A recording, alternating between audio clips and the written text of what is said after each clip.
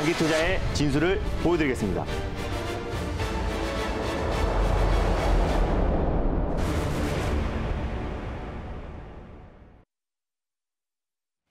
네, 여러분 안녕하십니까? 오늘도 힘차게 달릴까 말까 시작해보도록 하겠습니다. 엠비엔골드 김준호 매니저와 함께하겠습니다. 매니저님 안녕하세요. 반갑습니다. 네.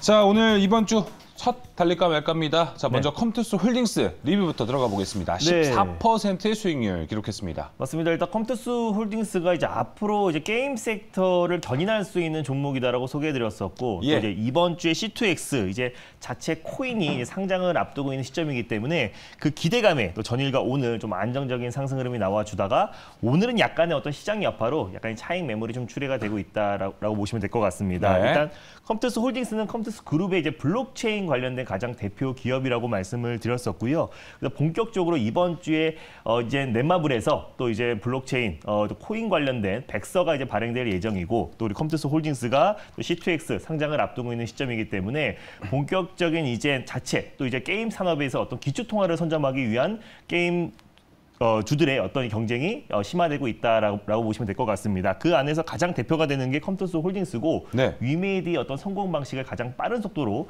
따라가고 있는 기업이라고 말씀을 드렸습니다. 당연히 홀딩 관점으로 보셨으면 좋겠는데, 제가 목표가를 15만 5천 원 라인대를 말씀을 드렸어요. 그래서 오늘도 15만 5천 원 라인대를 돌파하면서 수익률은 한 14% 정도 찍혔을 거라고 판단되고 있습니다. 그래서 익절 라인대와 다시 한번 2차 목표가를 제시해 드리도록 하겠습니다. 익절가는요, 14만 5천 원 라인대, 현재 지금 14만 7천 원 라인대인데요. 14만 5천 원 라인대를 타이트하게 익절 라인대로 잡고 대응하셨으면 좋겠고, 2차는 16만 8천 원 라인대를 제시해 드리도록 하겠습니다. 수익 축하드립니다. 수익 축하드립니다. 익절가 14만 5천 원으로 상향 조정했습니다. 컴투스 홀딩스 1차 목표가 15만 5천 원, 2차 목표가 16만 8천 원 제시가 됐습니다.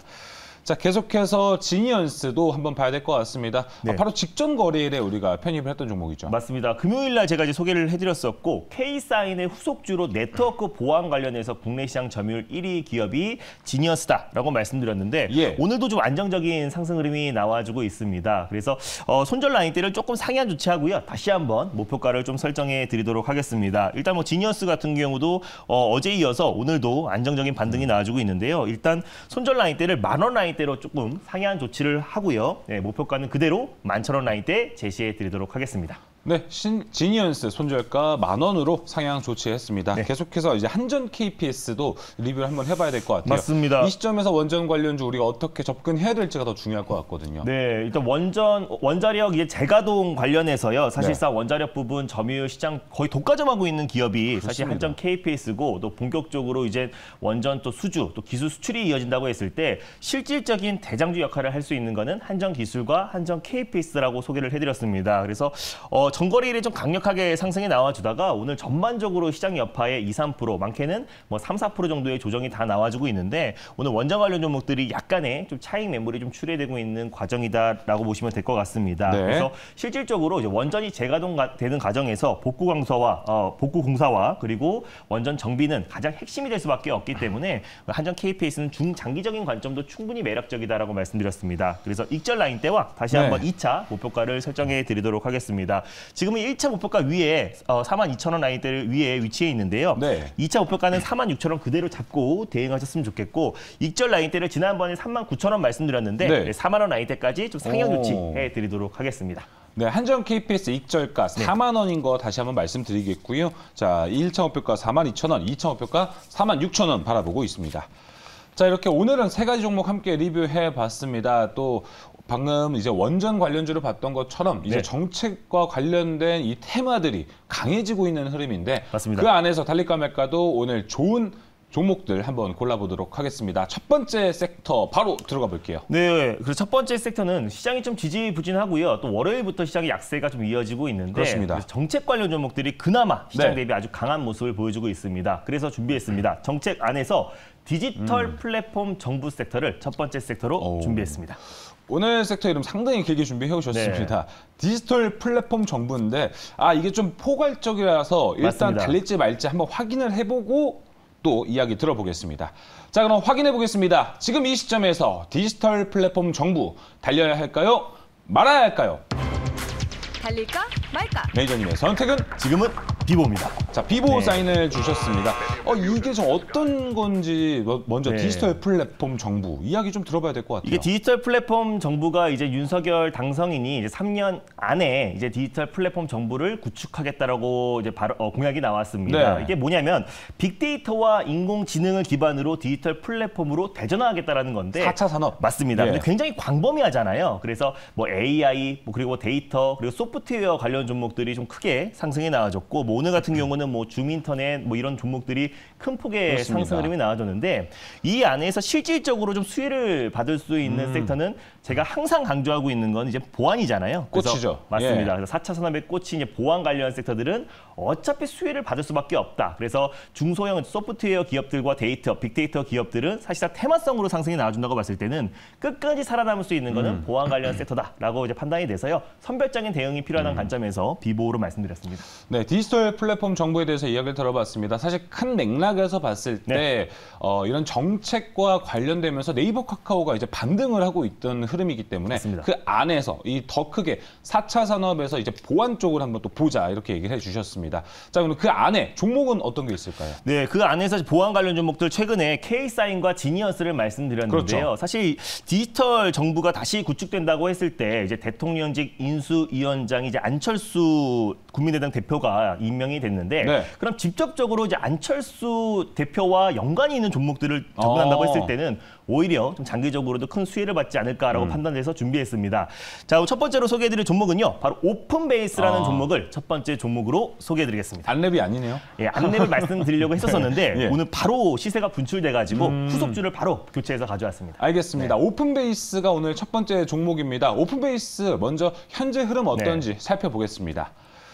오픈베이스도 오늘 좀 급하게 튀어오르긴 했습니다. 네. 현재 6%대에서 움직이고 있네요. 3,925원에 거래되고 있는 오픈베이스 투자 포인트 들어보겠습니다. 네, 원래는 이제 안랩을 가져오려고 했는데요. 방송 직전에 수급이 들어와서 오픈베이스로 바로 종목을 교체를 했는데 네. 이제 오픈베이스도 마찬가지입니다. 안랩과 오랜 기간 파트너십을 구축하고 있는 기업이고요. 네트워크 보안 솔루션 대표 기업입니다. 제가 지난번에 지니어스가 네트워크 보안 관련해서 국내 시장 점유율 1위라고 말씀드렸었는데 오픈베이스도 마찬가지로 네트워크 인프라 솔루션과 보안 솔루션 그리고 클라우드 솔루션이 주력 산업이다라고 보시면 될 것 같습니다.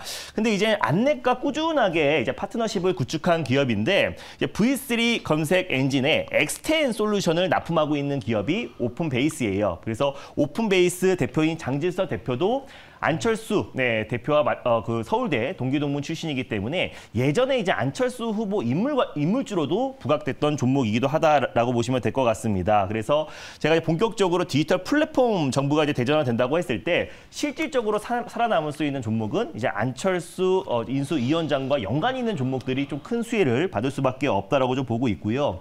그래서 이제 뭐 소프트웨어 기업들과 뭐 데이터 기업들이 큰 폭의 상승 흐름이 나와줬는데 직접적으로 수혜를 받을 수밖에 없는 건 이제 보안 관련 종목이다라고 보고 있고 사실 오픈베이스의 자회사가 이제 데이터 솔루션입니다. 데이터 솔루션도 사명과 마찬가지로 데이터 전문 기업인데 정거래일에 상한가를 들어갔어요. 그래서 거기에 모회사가 오픈베이스고 최대 주주이기도 합니다. 그래서 22%의 지분을 가지고 있는데 안랩 같은 경우는 사실상 이제 안철수 지금 위원장이 설립한 95년도에 설립한 기업이기도 하고 사실상 보안 관련해서 가장 오래된 기업이 이제 안랩이고요. 그래서 안랩 같은 경우는 꾸준하게 실적 성장이 이어지고 있는 기업인데 안랩이 오늘 크게 좀 그 시세가 분출되면서 바로 이등주로 따라가는 게 바로 오픈베이스입니다. 그래서 안랩과 꾸준하게 파트너십을 구축했던 기업이고 또 그리고 정부가 또 이제 디지털 플랫폼 정부로 다시 한번 대전환에 구축이 된다고 했을 때는 본격적으로 보안 관련 종목들이 또 시세가 분출될 수밖에 없다라고 판단돼서 첫 번째 종목으로 오픈베이스를 가져왔습니다. 네, 첫 번째 종목 오픈베이스에 대해서 이야기 함께 들어봤습니다. 자, 그럼 가격 전략도 어떻게 또 봐야 될지도 오픈베이스 가격 전략 함께 살펴보도록 하겠습니다. 네, 일단 뭐 최근에 뭐 시장 여파로 인해서 이제 오픈베이스도 충분히 가격 메리트가 있는 종목입니다. 그래서 고점 대비해서 거의 반토막 이상 조정이 나온 상태에서 바닥을 좀 다지고 있는 과정이다라고 보시면 될 것 같은데 이미 이제 안랩 같은 경우는 지금 현재 10% 이상 아주 강하게 상승 흐름이 나와주면서 직전 고점 언저리까지 좀 슈팅이 들어와주고 있어요. 그래서 안랩과 함께 같이 상승이 나와줄 수 있는 종목은 오픈베이스다라고 좀 보고 있고요. 그래서 현재가 부근에서 일단 1차 매수로 접근하셨으면 좋겠고 있고 손절 라인대는 3,400원 라인대를 가져왔습니다. 네. 종가상 3,400원 라인대 이탈 여부를 보시면서 대응하시고요. 3,600원, 3,500원 부근대에서 2차 매수, 분할 매수로 접근하셨으면 좋겠습니다. 1차 목표가는 4,150원, 네. 2차는 4,500원 라인대를 제시해드리도록 하겠습니다. 지금 오픈베이스 아까 제가 소개해드렸었을 때 현재 흐름 봤었을 때보다 지금 막 4,000원 선 턱걸이 막 도전하고 있거든요. 네. 지금 아무래도 4,000원 이하 가격에서 매수하는 게 더 매력적이라 보시나요? 네, 일단 뭐 3,900원 미만에서 매수하시는 게 좋을 것 같고요. 시장 자체가 지금 워낙에 좀 불안하기 때문에 지금 이제 안넷과 이제 오픈베이스 또 그리고 데이터 솔루션 관련된 종목들에 좀 수급이 쏠리고 있는데 네. 오히려 시장이 좀 안정화 됐을 때 관련 종목들이 또 금방 차익 매물이 출회될 수가 있습니다. 그래서 정책 관련 종목들은 꼭 분할 매수로 접근하셨으면 좋겠고 3,850원이나 또 3,900원 미만에서 1차 매수로 접근하셨으면 좋겠습니다. 네, 오픈베이스 함께 이야기 나눠봤습니다. 오픈베이스 1차 목표가 4,150원, 2차 목표가 4,500원, 손절가 3,400원으로 제시가 됐습니다. 자, 이렇게 첫 번째 섹터 안에서 오픈베이스 한번 살펴봤습니다. 달릴까 말까 이제 두 번째 섹터로 네. 넘어가 보겠습니다. 네, 오늘 두 번째로 소개해드릴 섹터는요. 바로 2차 전지 소재 섹터를 두 번째 섹터로 준비했습니다. 자, 2차 전지 소재 오늘의 두 번째 섹터 공개가 됐습니다. 오늘 시장에서 오늘 시장에서 큰 흐름 안에 보자면 2차 전지 소재주들의 급락세가 지금 대장주들이 다 떨어지고 있거든요. 그렇기 때문에 이 섹터 이제 어떻게 또 봐야 될지 오늘 한번 확인해 봐야 될 것 같습니다. 자, 그러면 바로 들어가 보겠습니다. 2차 전지 소재 달려야 할까요? 말아야 할까요? 달릴까 말까? 매니저님의 선택은? 지금은 멈춰야 됩니다. 오히려 좀 멈춘다는 사인까지 나왔습니다. 지금 오늘 빠지는 것도 봤었을 때 장기적으로 봤을 때는 지금보다 더 빠질 수도 있다. 일단 지금 배터리 셀 기업인 LG 에너지 솔루션이 오늘 거의 7% 가까이 급락이 나오면서 계속 나오고 있습니다. 네, 맞습니다. 지금 시장의 어떤 하락을 견인하고 있는데 일단 뭐 아무래도 니켈 가격이 이제 폭등이 나왔기 때문에 그 영향도 분명히 있고 특히 LG 에너지 솔루션 같은 경우는 공매도 물량이 계속해서 증가하면서 지금 시장의 어떤 낙폭을 좀 키우고 있다라고 보시면 될 것 같습니다. 근데 사실 LG 에너지 솔루션이 빠지다 보니까 당연히 2차 전지 소재 관련 종목들 또 소부장 관련 종목들이 당연히 하락이 나올 수밖에 없는 거고요. 사실 러시아가 니켈 생산국 전 세계 3위이기 때문에 이 지정학적 리스크가 계속 장기화 된다고 했을 때는 니켈 가격이 계속 요동칠 수밖에 없다. 근데 지금 런던 근속 거래소에서 전년 동기 대비해서 지금 뭐 133%가 이상 폭등이 나온 상태고요. 장중에는 거의 200% 이상의 상승이 나와졌습니다. 그래서 지금 거래 정지가 들어간 상태고 이번 주까지 계속 정지가 연기가 될 것으로 보여지는데 사실 이제 원자재 가격이나 뭐 국제 유가가 다 지금 일제히 좀 급등이 나와주고 있는 상태에서도 니켈이 워낙에 좀 폭등이 나왔기 때문에 그렇습니다. 2차 전지 소재 관련 종목들이 좀 조정이 나올 수밖에 없다. 근데 지금 현 시점에서 조정시 매수의 관점으로 접근하기보다는 2차 전지 소재의 어떤 하락에 반사 이익을 얻을 수 있는 종목들로 오히려. 우리가 접근을 하자는 의미에서 멈추자라고 말씀드렸고 2차 전지 소재는 사실 지정학적 리스크가 좀 완화가 된다고 했을 때는 다시 급하게 빠르게 급반등이 나올 수밖에 없기 때문에 이 섹터를 아예 보지 말자가 아니라 지금 현 시점에서 대안이 될 수 있는 섹터에 접근하자는 의미에서 멈추자라고 말씀드렸습니다. 그렇습니다. 아직 지정학적 리스크가 완화가 되는 기미가 아직 안 보이고 있습니다. 그렇기 때문에 2차 전지 이 니켈 가격 상승에 바로 피해를 보고 있기 때문에 맞습니다. 오늘 방금 화면도 나와 있다시피 모두가 파란불을 떠 있습니다. 김준우 매니저는 그래서 거기서 또 반사 이익이 될 수 있는 섹터도 함께 보자라고 얘기해 주셨는데 어떤 섹터가 있을까요? 네, 일단 이제 니켈 가격이 이제 급등이 나오면서 국내 이제 NCM을 대표로 하는 배터리 3사라든지 또 2차 전지 소재 관련 종목들이 좀 하락이 나왔는데 반사 이익은 이제 LFP 쪽으로 집중될 수밖에 없고 사실 테슬라에서도 이제 모든 모델들이 이제 가격을 인상했는데 이제 모델 3 LFP 보급형 모델은 가격 인상을 하지 않았습니다. 그래서 대안이 아무래도 리튬 가격도 올라가고 있긴 하지만은 니켈처럼의 어떤 폭등은 나오지 않고 있기 때문에 어떤 배터리가 좀 당분간은 LFP 쪽에 좀 수급이 쏠릴 수밖에 없다라고 판단돼서 LFP 관련해서 가장 대표라고 할 수 있는 코인테크를 두 번째 종목으로 다시 한번 가져왔습니다. 네, 코인테크가 오늘 2차 전지 반사 이익을 볼 수 있는 쪽에서 코인테크 종목 공개가 됐습니다. 코인테크는 현재 흐름 어떤지 먼저 살펴보도록 하겠습니다.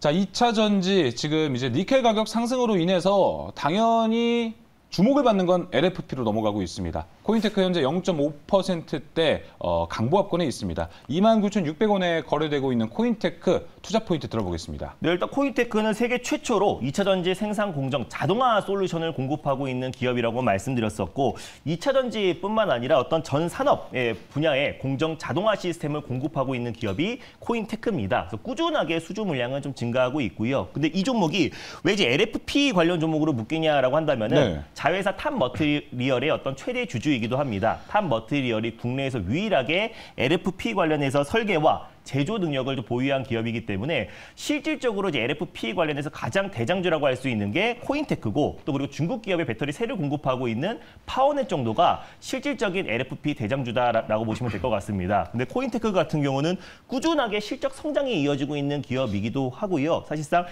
현대차를 필두로 국내 배터리 3사에서도 LFP, 리튬 인산철 배터리에 대한 어떤 개발을 속도를 낼 수밖에 없다라고 판단이 되고 있습니다. 그래서 어떤 이제 니켈 가격의 폭등으로 국내의 어떤 이제 양극재 또 하이니켈의 어떤 대안으로 LFP가 중심이 될 수밖에 없다라고 좀 보고 있고요. 그래서 반사 이익으로 이제 LFP 가장 대표 종목인 코인테크를 두 번째 종목으로 가져왔습니다. 네, 개인적으로도 궁금한 거는 LFP가 대안으로 말씀을 해주셨는데 사실 전기차, 2차 전지 또 대안으로는 수소 섹터도 있거든요. 맞습니다. 수소 섹터는 어떻게 보세요? 최근에 근데 현대차도 이제 제너시스 라인업에서 수소 관련된 개발을 중단하고 이제 전기차 쪽에 집중한다고 했잖아요. 근데 그 이유는 국내에서는 판매량이 증가할 수는 있겠지만 전 세계적으로 지금 전기차 인프라도 구축이 안 된 상태에서 수소 인프라까지 구축이 안 됐다면은 내수에만 그친다고 했을 때는 사실 아무리 개발을 하고 막대한 자금을 투여한다고 하더라도 사실 수소 인프라가 빠른 속도로 성장할 수밖에 없기 때문에 오히려 전기차 쪽에 선택과 집중을 할 수밖에 없다라고 보고 있습니다. 그래서 어떤 신재생 에너지 측면으로 본다고 했을 때 어떤 이제 수소 에너지는 좀 긍정적으로 좀 보고 있긴 하지만은 어떤 수소차의 어떤 이제 시장 성장성은 그래도 전기차보다는 좀 제한적일 수밖에 없다라고 보고 있습니다. 그래서 오히려 뭐 상용차 쪽에서는 오히려 수소차 쪽이 좀 성장할 수 있겠지만 당분간은 전기차 쪽이 오히려 더 선택과 집중을 하고 있는 만큼 우리가 2차 전지 또 장비와 또 그리고 자동화 장비는 오히려 어떤 스마트 자동화 관련해서도 가장 수혜를 받을 수밖에 없기 때문에 그래서 코인테크를 가져왔습니다. 모쪼록 지정 확정 리스크, 러시아, 우크라이나가 빨리 완화되는 맞습니다. 방법밖에 없습니다. 자, 이렇게 코인테크 이야기 들어봤고요. 가격 전략 어떻게 봐야 될까요? 네, 일단 뭐 현재가 부근에서 1차 매수로 접근하셨으면 좋겠고요. 손절 라인대를 26,000원 라인대를 가져왔습니다. 직전 접전 라인대를 우리가 손절가로 잡고 대응하셨으면 좋겠고 27,000원 부근대에서 2차 매수, 분할 매수로 접근하시고요. 1차 목표가는 직전 고점인 32,500원, 2차는 35,000원 라인대를 2차 목표가로 설정해 드리도록 하겠습니다. 네, 코인테크 1차 목표가 32,500원, 2차 목표가 35,000원까지 바라보고 있습니다. 자, 이번 주 시작도 됐고 정책과 관련된 4차 산업혁명이 생각보다 와닿지가 않아요. 시장에서 봤을 때. 또 이런 거 도움 받으려면 김준호 매니저님 무료 방송 가야겠죠? 네, 맞습니다. 제가 일요일 날 저녁 8시에 무료 방송을 했었는데 거기에서 이제 디지털 플랫폼 정부 구축에 관련해서 안랩이라는 종목을 콕 집어서 말씀드렸는데 오늘 폭발적인 시세가 분출되고 있습니다. 그래서 정책 관련 종목들은 당분간 시장이 불안했을 때 순환매가 돌 수 있을 거라 보고 있고요. 앞으로 이제 올라갈 수 있는 정책 관련 종목에서 콕 집어서 오늘 소개해드릴 예정이니까 4시 30분에 많은 참여 부탁드리겠습니다. 아, 너무 무료 방송만 힘주는 거 아니세요? 네, 무료 방송 힘주고 달릴까 말까에서도 종목들 계속 나가고 있으니까. 알겠습니다. 자, 이렇게 이야기 나눠봤고 이번 주가 시작됐습니다. 김준호 매니저 무료 방송 참여하셔서 좋은 정보 많이 얻어가셨으면 좋을 것 같습니다. 달릴까 말까 오늘 준비한 소식 여기까지입니다. 오늘 말씀 감사합니다. 감사합니다.